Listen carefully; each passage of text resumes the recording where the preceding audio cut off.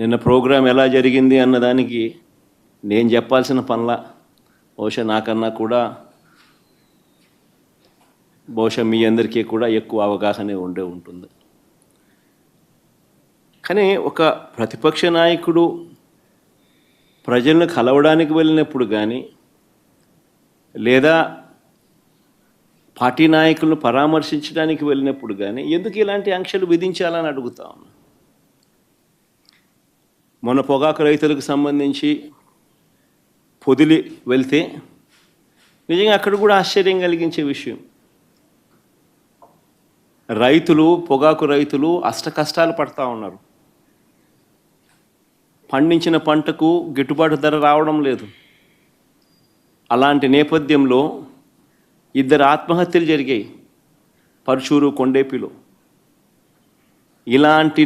ఇలాంటి పరిస్థితుల మధ్య అక్కడ జరుగుతూ ఉన్న పరిస్థితుల మధ్య రైతులకు సంఘీభావంగా ప్రతిపక్ష నాయకుడు అక్కడికి వెళ్తే ఆ కార్యక్రమంలో రైతులు ప్రజలు పెద్ద ఎత్తున పాల్గొంటే దాదాపుగా 40,000 పైచిలకు మంది ఆ కార్యక్రమంలో పాల్గొంటూ ఆ ప్రోగ్రాం జరుగుతూ ఉన్నప్పుడు 40 మందే ఎంచినా కూడా అంతకన్నా ఎక్కువ మంది కూడా కనపడరు. 40 మందితో నువ్వు 40,000 మంది జరిగే ప్రోగ్రాం మీద రాళ్ళు వేయాలని ప్రయత్నం చేస్తావు. ఆశ్చర్యం కలిగించే విషయం అది.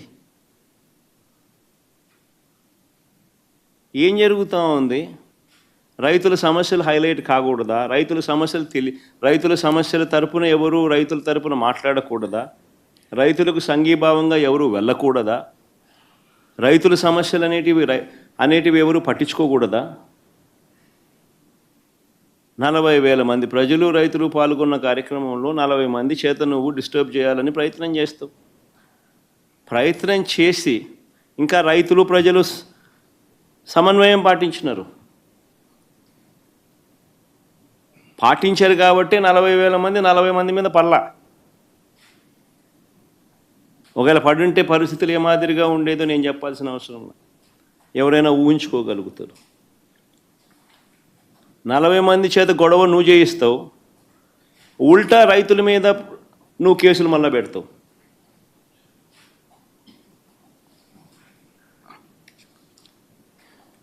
నేను అడుగుతా ఉన్నా చంద్రబాబు నాయుడు గారిని, ఎందుకు ఇంత భయపడతా ఉన్నావు? ఎందుకు ఇంత అసహనం అని అడుగుతా ఉన్నా చంద్రబాబు నాయుడిని. ఈరోజు రాష్ట్రంలో ఏ పంటకు గిట్టుబాటు ధర రాని పరిస్థితిలో రైతు ఈరోజు వ్యవసాయం చేస్తూ ఉన్నాడు. వరి కొనుగోళ్లకు సంబంధించి రైతు 300 రూపాయలు తక్కువ రేటుకు ధాన్యం మొన్న అమ్ముకోవాల్సిన పరిస్థితి దళారులకు. చంద్రబాబు నాయుడు గారి పుణ్యాన వరి దగ్గర నుంచి మిరప, పత్తి, జొన్న, కందులు, మినుములు, పెసులు, మొక్కజొన్న, సజ్జలు, రాగులు, వేరుశెనగ, అరటి, చీని, కొక్కో, ఇప్పుడు పొగాకు, మామిడి కూడా, ప్రతి పంట కూడా ఏ పంటకు కనీస మద్దతు ధర రావడంలా. రైతులు అష్ట కష్టాలు పడతా ఉన్నారు. ఈ మధ్యకాలంలోనే పల్నాడు జిల్లాలో 2 ఆత్మహత్యలు పొగాకు రైతులకు సంబంధించి పల్నాడు కొండేపిలో జరిగితే 2 రోజుల కిందట పల్నాడులో కూడా చిలకలూరుపేట నియోజకవర్గంలో, వినుకొండ నియోజకవర్గంలో 3, చిలకలూరుపేటలో 2, వినుకొండలో 1, మరో 3 ఆత్మహత్యలు చేసుకున్న పరిస్థితులు.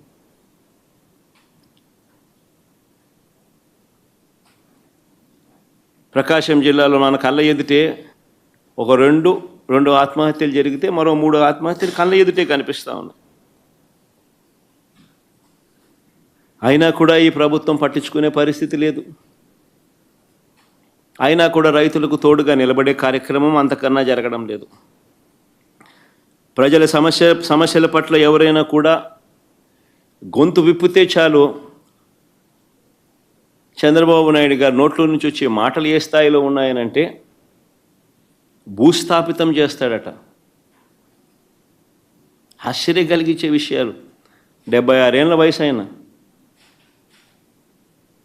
76 ఏళ్ళ వయసులో ఉన్న ఆయన ఒక ముఖ్యమంత్రి స్థానంలో కూర్చొని ఉన్న వ్యక్తి ఒక టీవీ ఇంటర్వ్యూలో మాట్లాడుతూ ప్రతిపక్షాన్ని భూస్థాపితం చేస్తాడంట.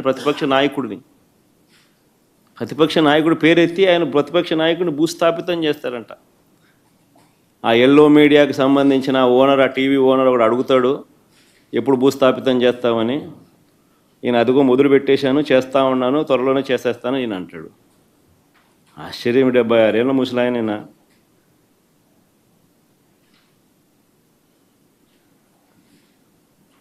ఈ వయసులో రెడ్ బుక్ రాజ్యాంగ పాలన ఏమిటి, ఈ బెదిరింపులేమిటి, వాడిని తొక్కుతా వీడిని తొక్కుతా అన్న మాటలేమిటి?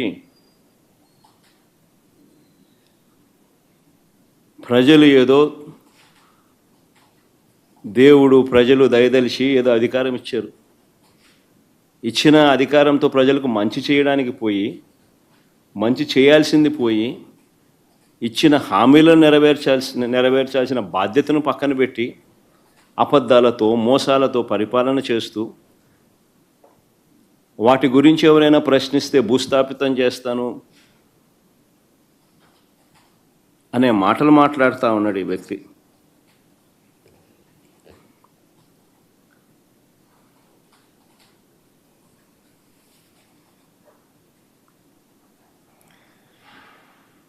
ఈ చంద్రబాబు నాయుడు గారి పాలనలో అసహనం అనేది ఏ స్థాయిలోకి పోయింది అని అంటే,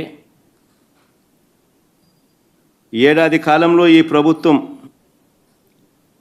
ఈ ప్రభుత్వంలో ఏ ప్రభుత్వము కూడా గతంలో ఎప్పుడు చూడని విధంగా వ్యతిరేకతను చంద్రబాబు నాయుడు గారు ఈరోజు చూస్తూ ఉన్నారు.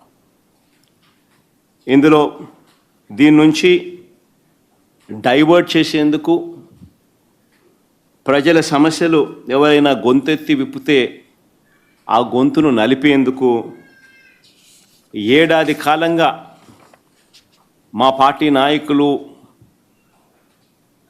పార్టీ నాయకులపై చంద్రబాబు నాయుడు గారు పెడతా ఉన్న తప్పుడు కేసులు నిజంగా చూస్తే ఆశ్చర్యం కలిగిస్తాయి. ఎవరు గలం విప్పినా కూడా గలం విప్పకూడదు అనే ఉద్దేశంతో, విప్పనివ్వకూడదు అనే ఉద్దేశంతో తప్పుడు కేసులు పెడతా ఉన్నారు. టాపిక్లు డైవర్ట్ చేస్తూ ఉన్నారు. ఈ తప్పుడు కేసుల సాంప్రదాయాన్ని